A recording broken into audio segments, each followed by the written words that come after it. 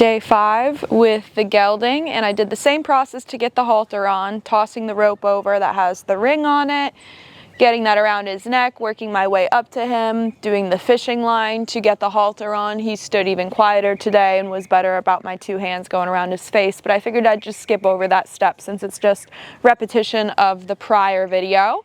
And we're gonna pick up working on giving to pressure on that lead rope.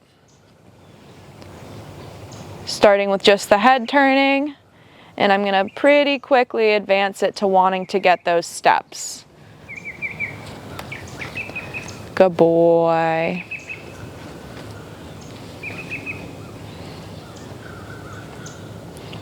If they sit forward on it, that's when I go to the side to help break up the legs. Good.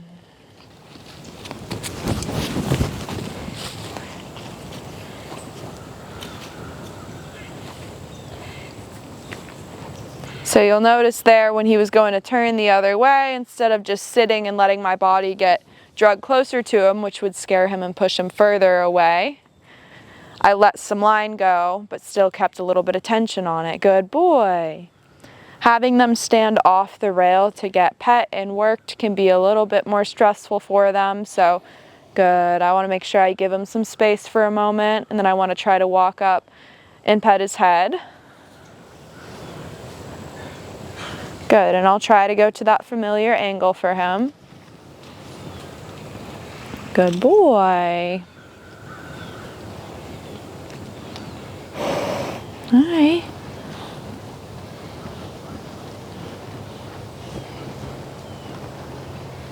Good, see if I can get him to come forward a little.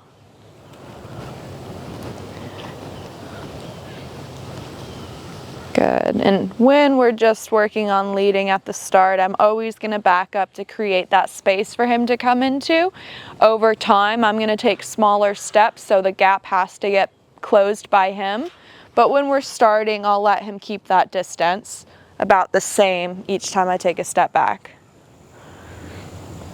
And remember, when you're leading, it's kind of working on the pulses, not that steady pressure.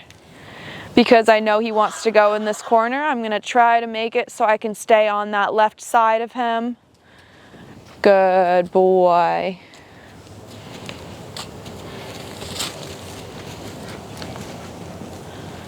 Good boy.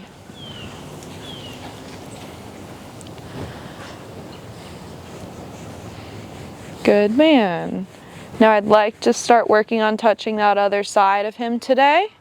I might see if I can get to the withers and back on the side he's familiar with, and then start going to the other side and mix it in with leading and giving to pressure.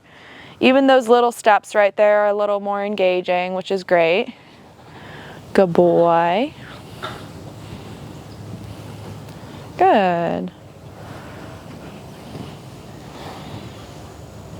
Good, so I'm going to notice when he's a little nervous. That's his bubble for me coming at him from this angle.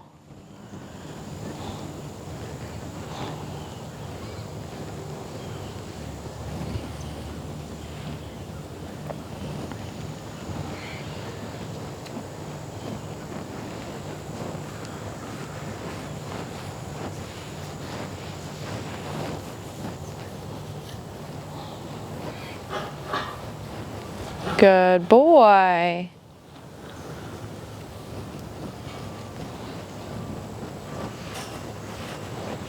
And he's a little bit of an internalizer. I think I talked about this before. He goes into that freeze stage a little bit.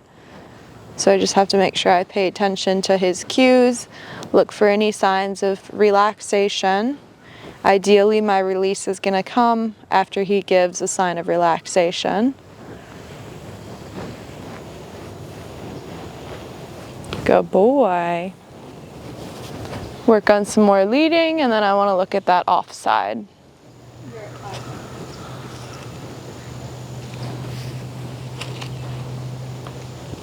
Good boy.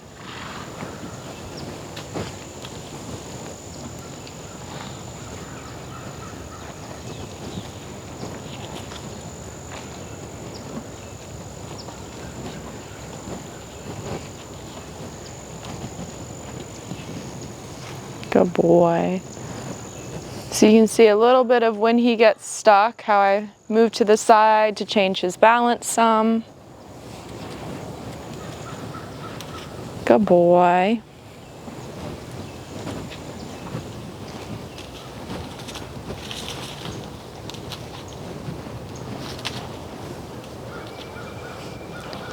Good.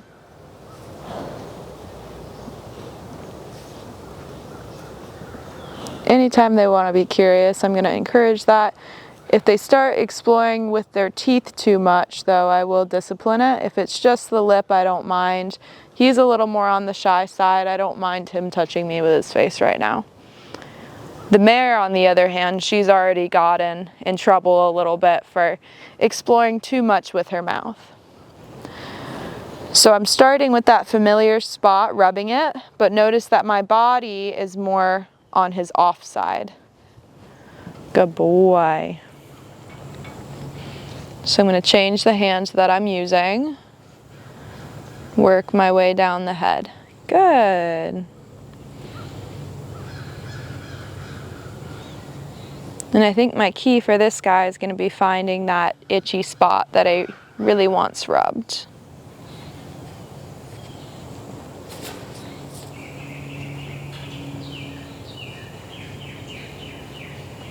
Good boy. Okay, I'm going to see how the shoulder neck approach looks over here if I put my hand out. Good.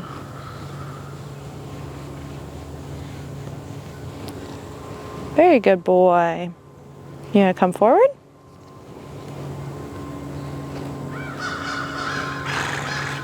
Good job.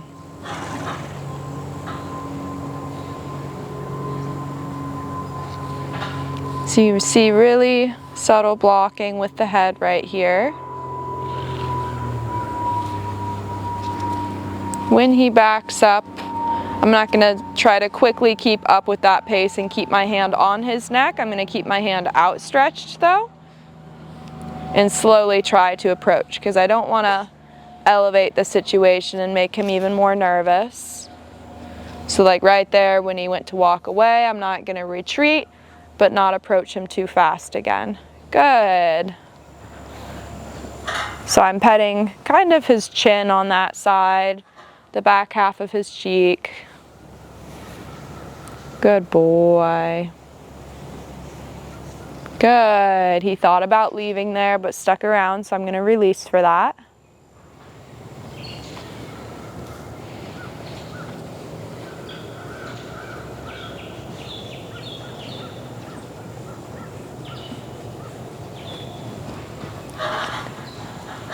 Good.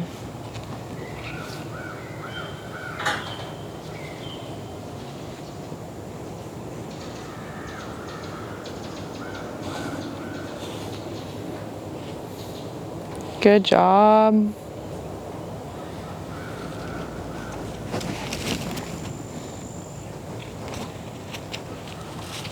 Good.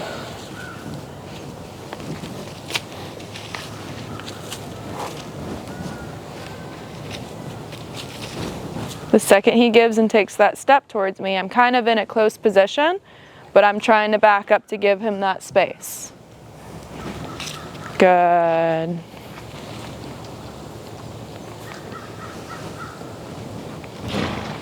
Let's get him flipped around to work on that offside again.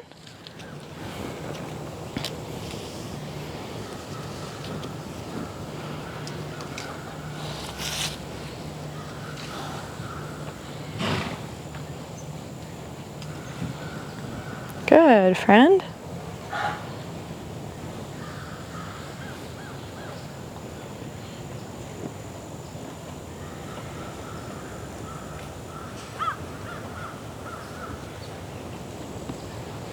Good boy.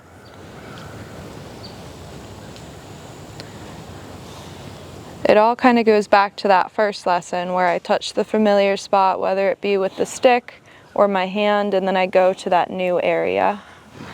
Good boy. Walk him forward a step.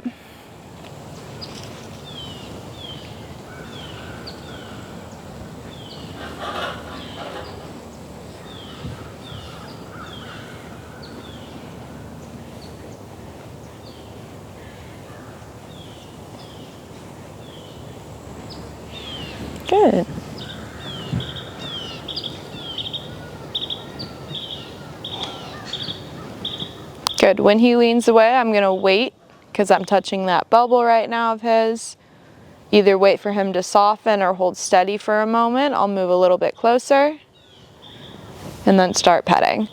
So I'm not going to force it upon him super quick. I want to pay attention to how he's communicating and what he's telling me.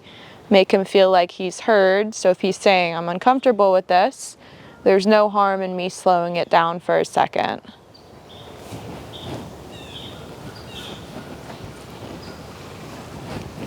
Good boy.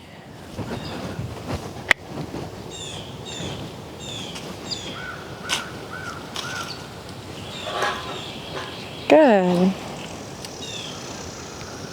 We'll probably do a short session with him later, but we're going to end right here because this is a pretty big step and improvement from yesterday with him.